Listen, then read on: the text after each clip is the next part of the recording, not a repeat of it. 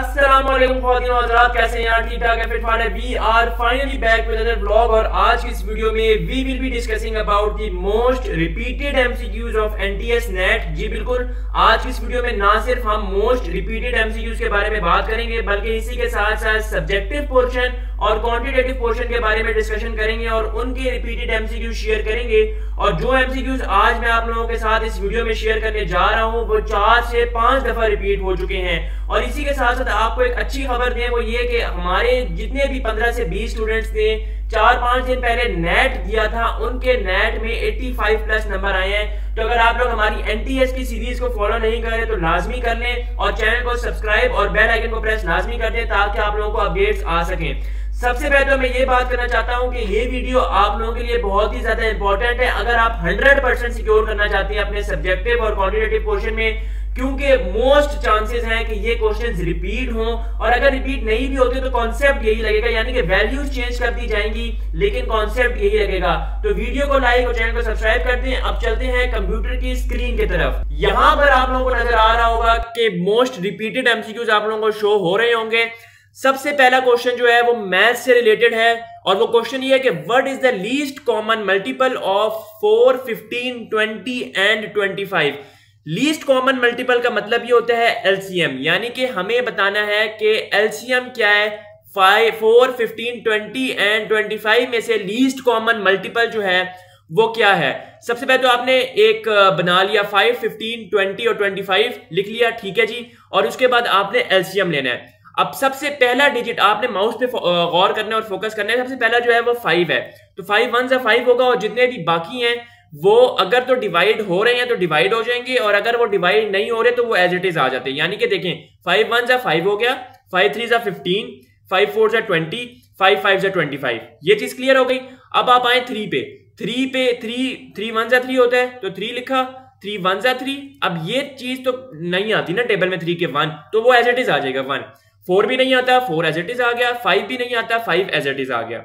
अब आते हैं 4 पे। 4 1 4 होता है और 5 एज इट इज आ गया। और अब आते हैं 5 पे। 5 1 5 होता है। जब तक सारे 1 नहीं होते तब तक आपने रुकना नहीं है। अब सारे 1 हो चुके हैं, आपने क्या करना है, ये जो आपके पास नंबर्स आए हैं 5, 3, 4 और 5, इन सबको आपस में मल्टीप्लाई कर देना है। जब आप इन सबको आपस में मल्टीप्लाई करेंगे तो आपके पास आंसर आ जाएगा जो कि लीस्ट कॉमन मल्टीपल है इन नंबर्स का। कौन से नंबर्स का?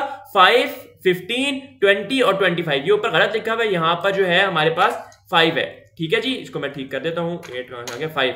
इसकी करेक्ट ऑप्शन क्या बनती है? ऑप्शन सी 300, सही है जी। What is 11 in binary? 11 को बाइनरी में किस तरह क्या कहते हैं जी, तो इसको भी बताते हैं। बाइनरी में जब भी आपने किसी भी चीज को कन्वर्ट करना हो या बताना हो कि बाइनरी में एक नंबर है, वो बाइनरी में क्या उसकी बाइनरी में नोटेशन होती है, तो ये देखिए 11 आपने लिखना है और 2 से डिवाइड करते जाना है, ठीक है, 2 से, क्योंकि बाइनरी का मतलब ही 2 होता है, यानी कि 0 1 2 बनते हैं ना। तो ये जो है हमारे पास, हमने सबसे पहले क्या लिखा, 11 लिखा और 2 से डिवाइड करना शुरू कर दिया। 2 5 10 होता है, उसका रिमाइंडर 1 आ गया। 2 2 4 होता है, उसका रिमाइंडर 1 आ गया। 2 1 2 होता है, उसका रिमाइंडर 0 आ गया। अब आपने किस पैटर्न को फॉलो करना होता है? नोटेशन लिखते वक्त आपने नीचे से ऊपर जाना है, यानी कि 1 0 1 1। ऊपर से नीचे आएंगे तो फिर कोई और ऑप्शन बन जाएगी, वो गलत हो जाएगा आपका। तो 1 0 1 1, option B is the correct option, 1 0 1 1। Channel को सब्सक्राइब लाजमी कर लीजिएगा क्योंकि बहुत इंपॉर्टेंट चीजें मैं आप लोगों को बताने जा रहा हूं और यकीन माने अगर आप इनको रट लेते हैं ना, आपके नंबर ना आए तो मुझे बताइएगा। In a group of 500 students, most repeated MCQ है, 5 दफा रिपीट हो चुका है। In a group of 500 students, 42% go to a tour. How many students go to a tour? यानी कि वो ये कह रहा है कि 550 स्टूडेंट्स हैं और 550 स्टूडेंट्स में से 42% ऑफ द स्टूडेंट्स जो हैं वो टूर पे गए। तो कितने number of the students tour पे गए? अब ये इसके बारे में देख लेते हैं। देखें टोटल स्टूडेंट्स कितने हैं? 550, 550 क्वेश्चन में गिवन है। कितने परसेंट गए टूर पे? 42%। 42% को आप अगर करें नंबर्स में तो 42 डिवाइडेड बाय 100 हो जाता है। ये मैंने यहां पर किया भी है। इसको आप मल्टीप्लाई कर देंगे टोटल स्टूडेंट से 550 से, तो जो आंसर आपके पास आएगा वो आपके पास आ जाइए कितने नंबर ऑफ स्टूडेंट्स टूर पे गए आउट ऑफ 550 स्टूडेंट्स। तो 231 स्टूडेंट्स जो है वो टूर पे गए आउट ऑफ। दोबारा देख लेते हैं, आई होप सो कि आपको समझ आ गई होगी। देखिए 500 स्टूडेंट्स में से 42% स्टूडेंट जो है वो टूर पे गए। अब हमने ये बताना है कितने number of the students tour में गए, अभी परसेंटेज गिवन है। इसको आपने करा 42 डिवाइडेड बाय 100 और मल्टीप्लाई कर दिया total group of number of students जो कि 550 है, तो आंसर आया 231। Option D is the correct option. By selling a car for rupees 4,95,000 an agent gains 10%, what is his cost. ये फॉर्मूला लाजमी याद रखने आप लोगों ने। कॉस्ट प्राइस निकालने का जो फॉर्मूला है वो हमारे पास ये है, selling price divided by 100 plus S. S क्या है यहाँ पर, गेन। गेन कितना है, 10%। ये देखें प्रॉफिट, जिसको आप ज़बान में प्रॉफिट भी कह सकते हैं। प्रॉफिट कितना है, 10%। ठीक है, ये फॉर्मूला है हमारे पास कॉस्ट प्राइस का। नीचे लिखा हुआ भी है मैंने, cost price is equals to selling price divided by 100 plus S %। ठीक है, यानी कि 10%। ठीक है, अब ये देखें कि सेलिंग प्राइस हमारे पास ये 4,95,000। ठीक है, इसको मैंने 4,95,000 लिखा, डिवाइडेड बाय क्या किया, 110 कर दिया और परसेंटेज को खत्म करने के लिए मल्टीप्लाई बाय 100 कर दिया और ये हमारे पास आ गया 4,50,000। Means that option 2 is the correct option, 4,50,000। Formula याद रखना है, cost price is equals to selling price divided by 100 plus S %। ठीक है, एस क्या है, गेन, प्रॉफिट। नेक्स्ट एमसीक्यू की तरफ आते हैं। नेक्स्ट एमसीक्यू हमारे पास ये है कि what will be the selling price of an article that was brought for rupees 1150 and sold at a profit of 6%। अब देखें, गेन का लफ्ज मल्टीपल चीजों के नाम से आ सकता है, यानी कि प्रॉफिट भी कहा जा सकता है उसको गेन भी कहा जा सकता है। ठीक है, उसको आप कुछ और भी नाम किसी और नाम से भी वो आ सकता है एमसीक्यू में। अब वो ये कह रहा है कि हमें क्या पता है, हमने निकालना क्या है। वो कह रहा है what will be the selling price of an article that was bought for rupees 1150। ये क्या है हमारे पास, ये कॉस्ट प्राइस है 1150 और ये क्या है, प्रॉफिट है 6% क्या प्रॉफिट। सेलिंग प्राइस का फॉर्मूला अलग है, कॉस्ट प्राइस का फॉर्मूला जो ऊपर पड़ा वो अलग है। कॉस्ट प्राइस का फॉर्मूला क्या था, जल्दी से कमेंट्स में बताएं, जल्दी बताएं ताकि आप लोगों को रिवाइज हो सके। क्या था कॉस्ट प्राइस का फॉर्मूला, कॉस्ट प्राइस का फॉर्मूला था selling price divided by 100 plus S %। अब आते हैं सेलिंग प्राइस के फॉर्मूले पे। हमें क्या क्या चीजें गिवन है, हमें कॉस्ट प्राइस गिवन है, हमें गेन गिवन है। बस इसका फॉर्मूला है 100 plus gain multiply by cost %। यानी कि जो कॉस्ट हमें गिवन है उसको आपने परसेंट में लिखना है, यानी कि 1150 है ना, तो इसका परसेंटेज लगा दें चुप करके, क्योंकि कॉस्ट % में हमने लिखनी है। ठीक है, अब आते हैं बात 100 प्लस गेन। गेन कितना है, 6। ठीक है, गेन कितना है, 6 और कॉस्ट % कितनी है, 1150%। इसको आप सॉल्व करें, आपका आंसर आता है 1219।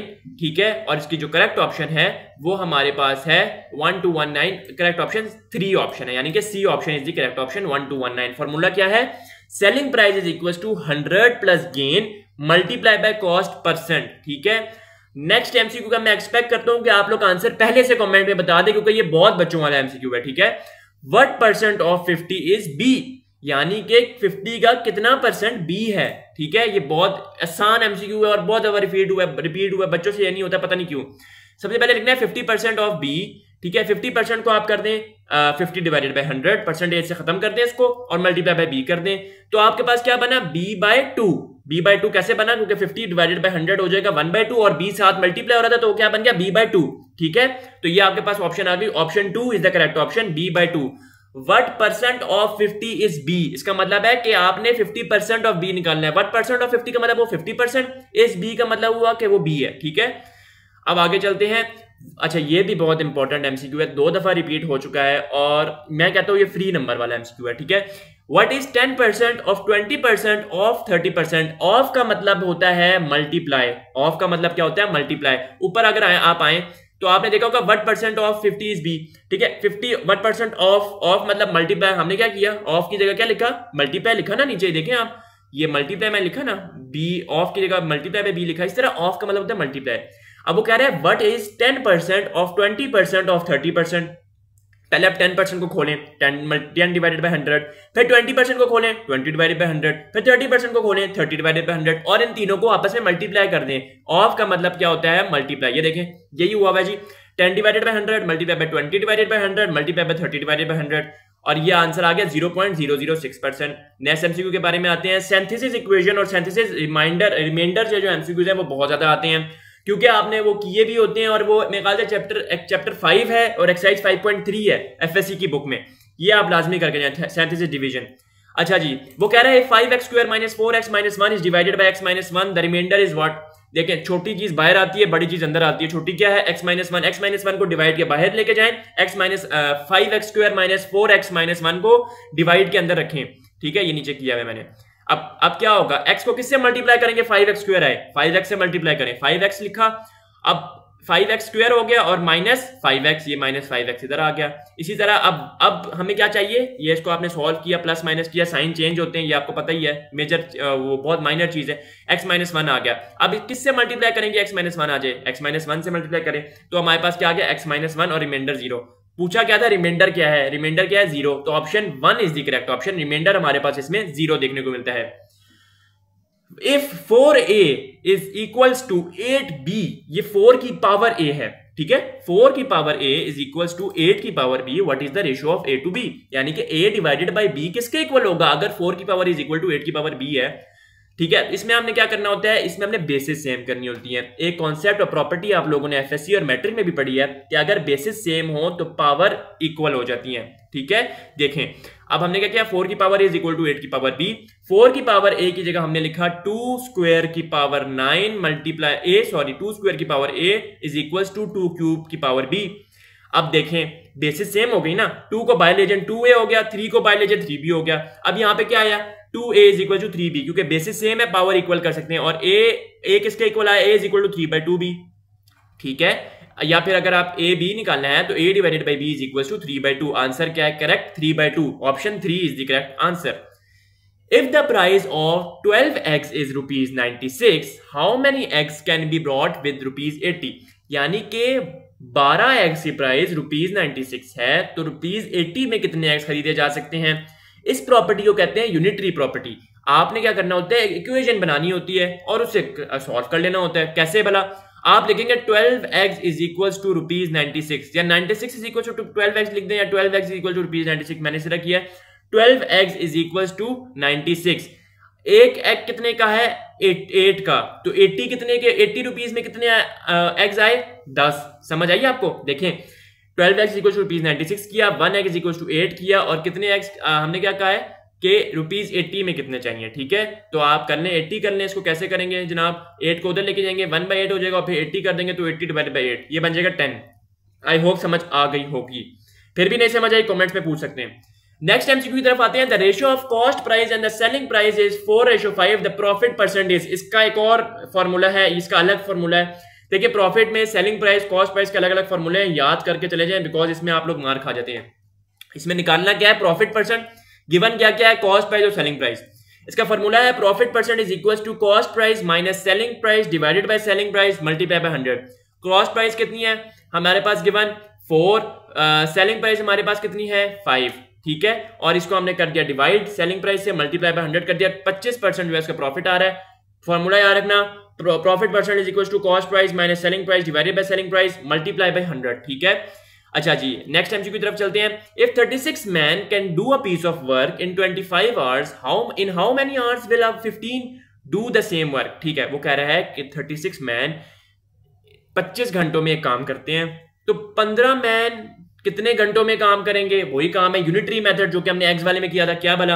आप लिखें कि 25 इज इक्वल टू 36। 25 किस तरह लिखेंगे आप? इस तरह लिख दें बेशक, हाँ। 36 इज इक्वल टू 25। फिर आप क्या करेंगे? ऊपर जाएं। वो कह रहा है कि ना इन हाउ मेनी आवर्स, जो चीज आपने निकालनी है ना वो चीज आपने राइट साइड पे रखनी है। 25 आवर्स को राइट साइड पे रखा, और जो मैन है वो 36 है, उनको आपने राइट साइड पे रखा, ठीक है। अब in how many hours will 15 do the same work, वही काम करें आप। क्या काम करें? देखें, अब आप लिखें 36 man is equal to 25 hours. फिर आप 1 मैन के लिए निकालें जो कि 25 डिवाइड बाय 36 हो जाएगा, और फिर आप 15 के लिए निकाल लें जो कि होगा 25 डिवाइडेड बाय 36 मल्टीप्लाई बाय 15, नीचे किया होगा 25 डिवाइडेड बाय, ये देखें ये सारा काम जो है वो इधर हुआ है। कैसे भला? इन्होंने लेट किया हुआ है, इसमें लेट कर लें आप बेशक, नो इशू एट ऑल, ठीक है। नेक्स्ट में आते हैं। If x and y are directly proportional and x is equal to 8, y is equal to 2, if y is equal to 10, what is the value of x? देखें, बहुत आसान है। x और y डायरेक्टली प्रोपोर्शनल है, इसका मतलब x is directly proportional with y। Directly proportional का sign लगाएंगे और ये लिखेंगे। प्रोपोर्शनल का साइन जब हटता है तो कांस्टेंट आता है k, उसकी वैल्यू वो k लिख देंगे, सिंपल। अब वो क्या कह रहा है? x की वैल्यू में पता है 8, y की वैल्यू 2 पुट करो। x की वैल्यू 8, y की वैल्यू 2 पुट किया आपने, k की वैल्यू 4 आ गई। अब वो क्या कह रहे हैं? y is equal to 10, what is the value of x? आप क्या करना है? देखें, दोबारा से x is equal to ky की इक्वेशन लिखें ठीक है, और हमें ये पता है कि y की वैल्यू कितनी है 10, k की वैल्यू हमने निकाल ली ऊपर। ये 2 दफा हमने काम क्यों किया मैं बताता हूँ।